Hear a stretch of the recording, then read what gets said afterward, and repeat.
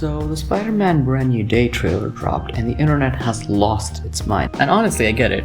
4.5 years, that's how long we've been waiting to see what happens to Peter Parker after the most devastating ending in MCU history. Completely alone, no Tony Stark, no Avengers, no MJ, no Ned, no Aunt May, nobody. Finally get to see what he does with that. How he picks himself up, how he survives. And I'm excited. Genuinely. Tom Holland's Peter Parker is one of my favorite versions of this character.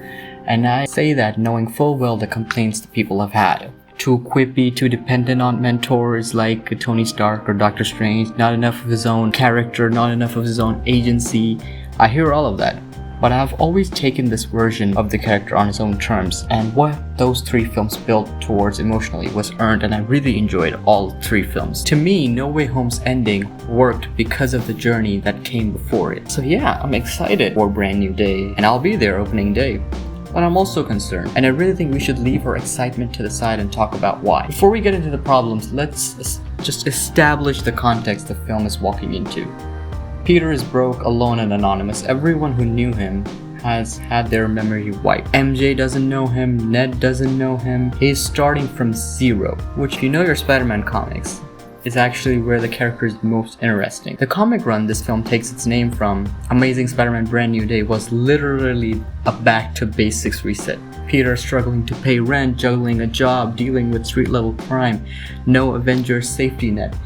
That is the golden formula for a great Spider-Man story. Roger, Stern's run, Bendis' Ultimate Spider-Man, even the PS4 game, which this film seems to be drawing from in terms of where Peter is in his life. A bit older, a bit more adult, struggling between duty and survival. Those are some of the best Spider-Man stories ever told. That's the film I wanted, and based on the trailer, I'm not sure if that's the film that we're getting.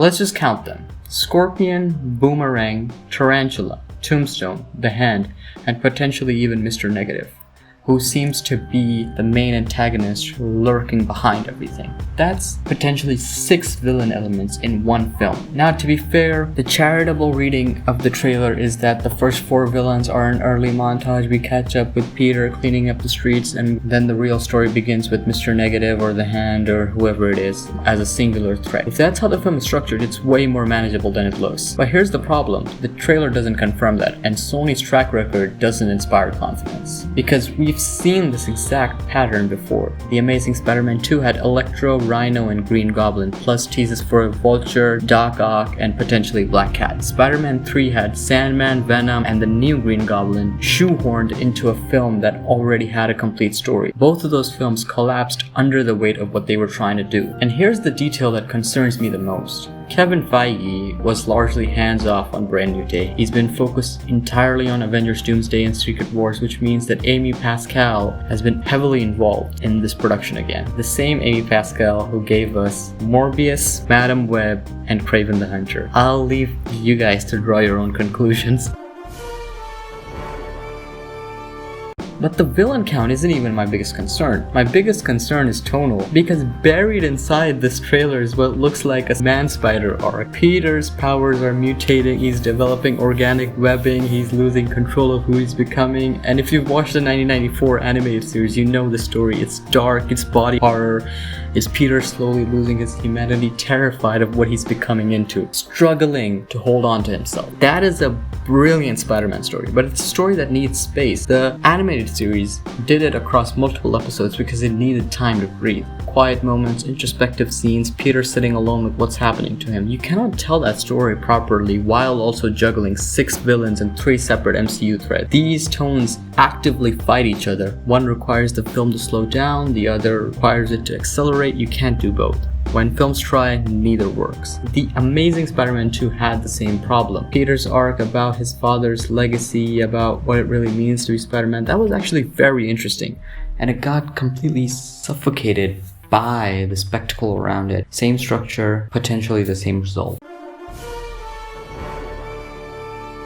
Now let's zoom out, because this is where it gets really complicated. Brand New Day is not dropping Peter into a neutral New York City, it's dropping him into a New York City that is already on fire from multiple other MCU projects. We just came off the back of Thunderbolts, where the Void engulfed the entire city in a supernatural darkness, trapping civilians in different pocket dimensions. And then there's Daredevil Born Again, where Wilson Fisk is now the mayor of New York and has essentially declared war on vigilantes with an anti-vigilante task force operating across the city. The Hand, who are confirmed to be appearing in Daredevil Born Again Season 2, are also confirmed to appear in Brand New Day. So the film has to exist in a New York that just survived a supernatural catastrophe, is under the governance of a supervillain mayor, and is dealing with an active legal war on people like Peter Parker. How much of that will Brand New Day actually address? We don't know, but ignoring it entirely would feel dishonest to the universe. And this is what I mean when I say Spider-Man has been conscribed as the MCU's New York's janitor. He's being asked to carry narrative threads from different projects that came before, along with his own film simultaneously. And we haven't even talked about the people in this film. Bruce Banner is appearing likely as somewhat of a mentor figure, helping Peter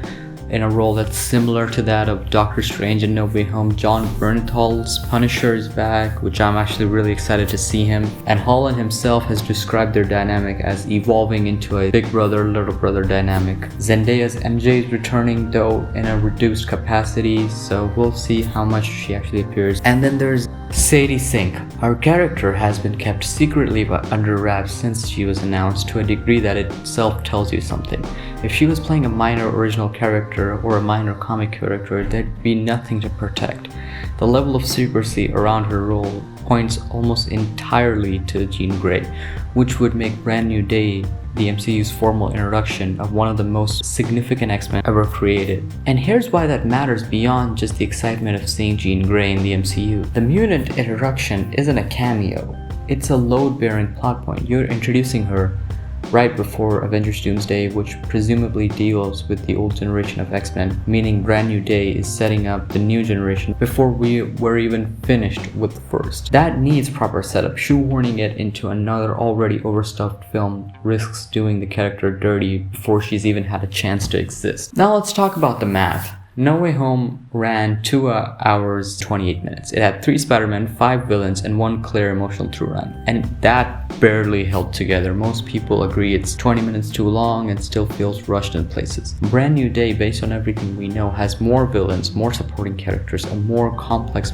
personal arc for Peter, MCU setup obligations, and potentially even a mutant introduction. If that runtime lands anywhere near 2 hours, I have no hope. And even at 2.5 hours, which would be a significant extension for a solo MCU film, the math still doesn't work unless the script is genuinely immaculate. And this is the last MCU project before Avengers Doomsday. It needs to be functional, it needs to land. And here's what I want to be clear about before I close this video out. The excitement around this film is completely legitimate. No Way Home's ending was genuinely one of the most emotionally devastating things that the MCU has ever done. 4.5 years is a long time to wait. And this version of Peter Parker, broke, anonymous, alone, starting from scratch, is in the most interesting position he's ever been. Potential here is enormous. That's why I'm saying all of this. The best Spider-Man stories have always been about a guy who has everything taken away from him and yet chooses to keep going anyways. Not because he's a part of a team, not because he has a mentor, but because that's just who he is. Brand New Day has the perfect setup to tell that story. And I genuinely hope I'm wrong about all of it. I hope I'm sitting in that cinema in a few months watching one of the greatest Spider-Man films ever created. And if that happens, please come back to this video and clown on me. But right now, based off of everything we know, Marvel and Sony need to be very careful, because we've seen what happens when Spider-Man gets overloaded. We've seen it twice now.